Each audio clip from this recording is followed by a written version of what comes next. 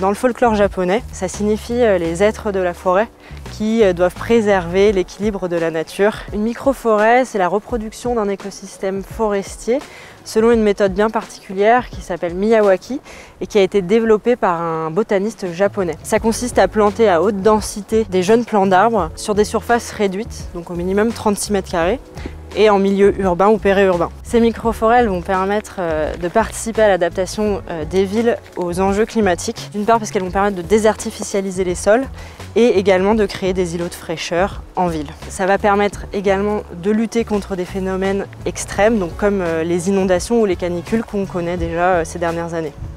Pour la population, ça va également permettre d'améliorer la qualité de l'air, de faire donc un écran visuel et sonore et donc d'offrir un cadre plus apaisant. Et enfin, pour la biodiversité, on va recréer un refuge, un habitat naturel pour eux en plein centre-ville. Ce qui va permettre en fait à des personnes de venir planter des arbres pendant quelques heures avec d'autres habitants du quartier ou alors des scolaires. Et elles vont voir ces microforêts grandir à côté de chez eux.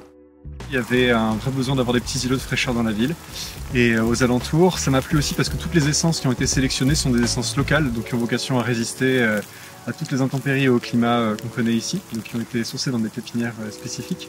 Et parce qu'il y avait énormément de convivialité et de joie quand on était tous là à les planter les uns à côté des autres, avec des enfants, des jeunes, des moins jeunes, tous avec sa pelle, son gant et son purin, à tout planter. Donc voilà. Pendant ces plantations-là, on va pouvoir transmettre, informer et conscientiser la population aux enjeux climatiques. Il va y avoir un petit entretien régulier de la forêt, de désherbage comme on fait aujourd'hui, ce qui va permettre aussi donc, aux citadins de tisser du lien entre eux au sein de leur communauté et de favoriser la pérennité de la microforêt. On espère pouvoir embarquer de nouvelles personnes dans cette aventure, des mairies, des écoles ou des entreprises comme Compostonde qui nous soutient pour compléter le cycle de valorisation des biodéchets en passant par le compost jusque dans les microforêts.